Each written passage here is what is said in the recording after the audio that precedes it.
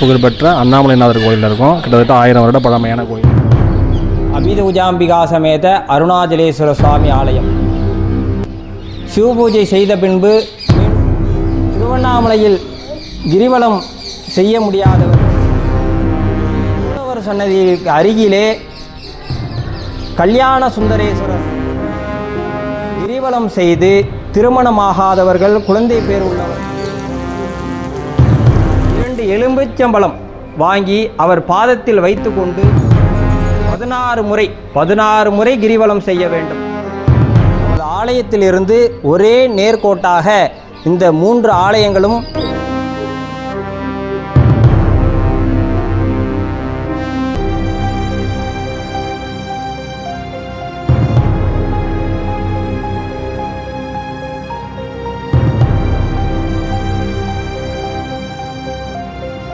ஒரு மன்னன், ஒரு காட்டுப்பகுதி, அவர் மண்ணால் செய்த ஒரு சிவலிங்கம். மாதங்கள் பல ஓடின. ஆனால் அவர் செய்த சிவலிங்கம் அது அப்படியே இருந்தது. பூஜை செய்த மலர்களும் கூட வாடாமல் இருந்தது. இது எப்படி சாத்தியம்? இது ஒரு கதை அல்ல, தமிழ்நாட்டில் நடந்த உண்மை சம்பவம். சோழர் காலத்தில் உருவான இந்த கோவில் பிரளய காலத்திலும் கூட அழியாமல் இருந்தது என்று இங்குள்ள கல்வெட்டுகள் சொல்கின்றன. ஆனால் இந்த கோவிலின் உண்மையான அதிசயம் ஒரு மன்னனின் அனுபவத்தில்தான் ஆரம்பமாகிறது. இது ஒரு கோவில் இல்ல, ஒரு சக்தி மையம். ஆனால் இந்த கோவிலின் சக்தி இதோடு முடியவில்லை.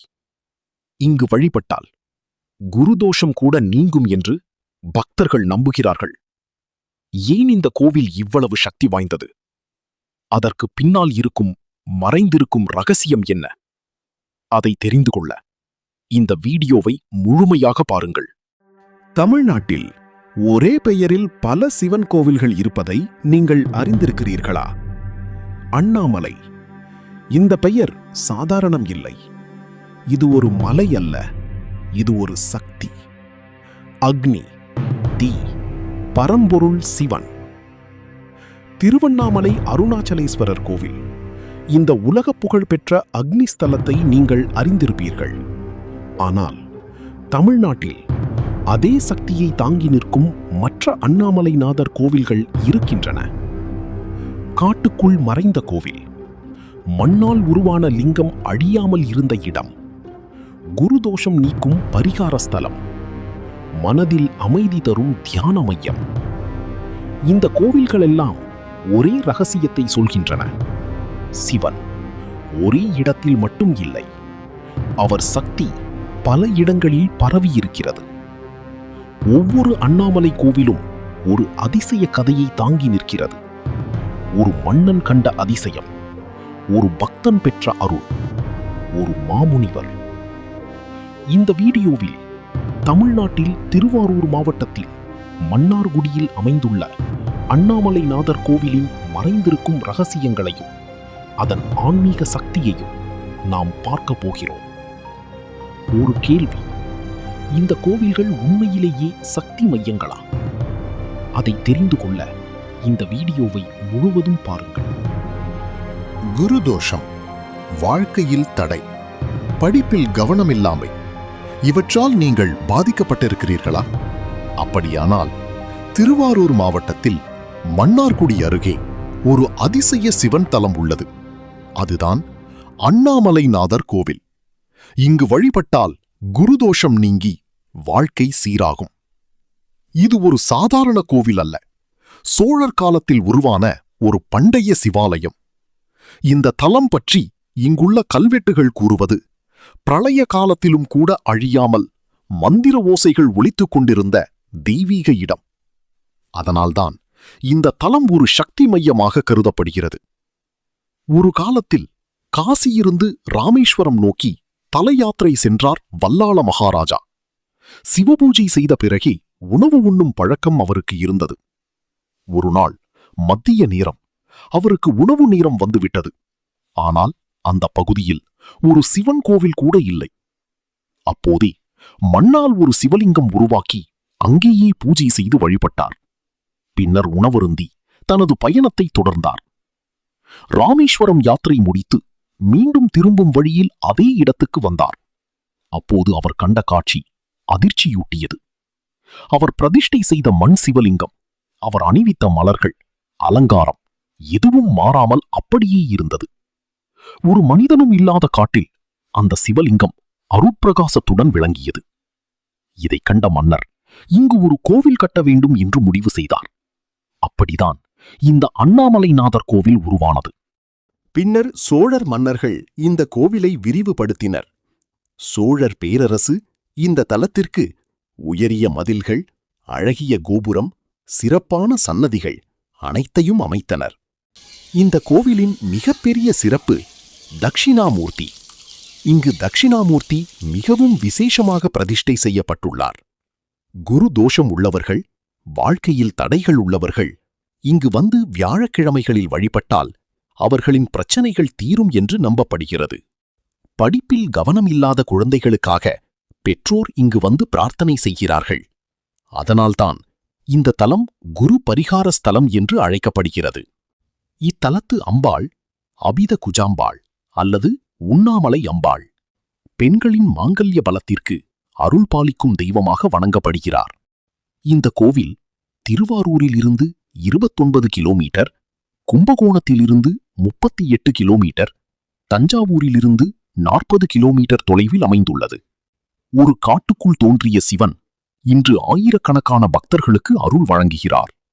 குரு தோஷம் நீங்கி வாழ்க்கை சீராக வேண்டுமென்றால் ஒருமுறை இந்த அண்ணாமலைநாதரை தரிசிக்க தவறாதீர்கள். ஹரிஹரி சங்கரர், ஹரிஹரி சங்கரர். இந்த கோவில் சோழர் கால கட்டடக்கலை அழகை பிரதிபலிக்கிறது. கல் தூண்கள், பழமையான சிற்பங்கள், சிவலிங்கத்தின் அமைப்பு அனைத்தும் பழங்காலத்தின் ஆன்மீகத்தை உணர வைக்கின்றன. கோவிலின் கருவறையில் உள்ள சிவலிங்கம் மிகவும் சக்தி வாய்ந்ததாக கருதப்படுகிறது.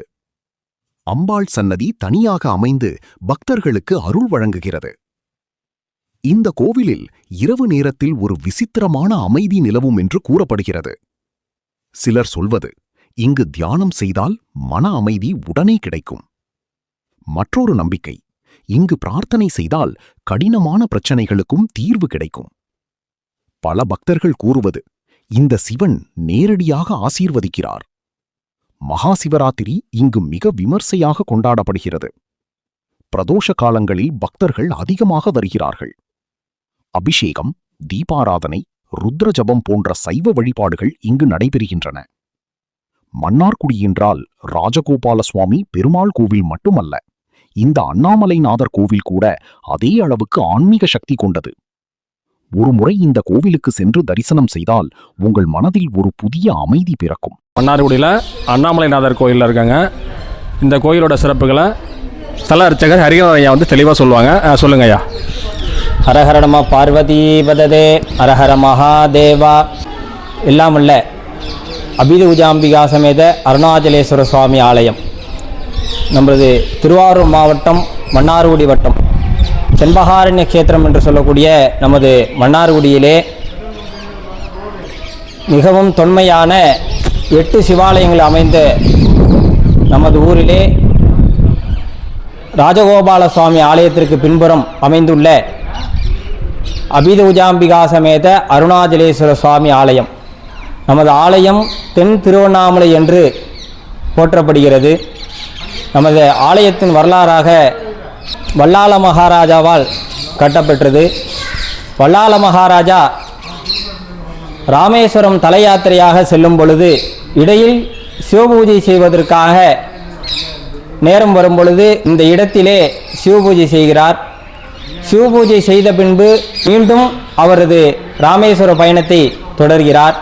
ராமேஸ்வர பயணம் முடிந்து மீண்டும் திரும்பும் வழியிலே அவர் செய்த சிவபூஜை ஏற்றிய விளக்கு, பிரசாதம், புஷ்பம் எதுவும் வாடாமல், தீபமும் அணையாமல் அப்படியே இருந்ததால் அவர் இந்த இடத்திலே ஒரு ஆலயம் நிர்மாணம் செய்ய வேண்டும் என்று இந்த இடத்தில் அண்ணாமலைநாதர் சுவாமி என்ற ஆலயம் நிறுவி அதை கும்பாபிஷேகம் செய்கிறார்.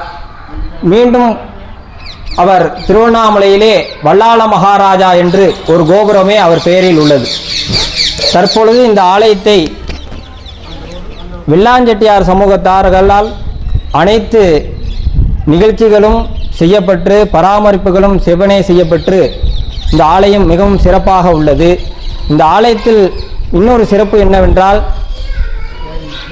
திருவண்ணாமலையில் கிரிவலம் செய்ய முடியாதவர்கள் நமது ஆலயத்திலே மாதந்தோறும் பௌர்ணமி அன்று 16 முறை கிரிவலம் வந்து சிவனை பிரார்த்தனை செய்யும் பொழுது அவர்களுக்கு அனைத்து விதமான பலன்களையும் திருவண்ணாமலையில் எப்படி கிட்டுமோ அதுபோல நமது ஆலயத்தில் உள்ள அண்ணாமலைநாதரும் அவர்களுக்கு வாரி வழங்குகிறார்.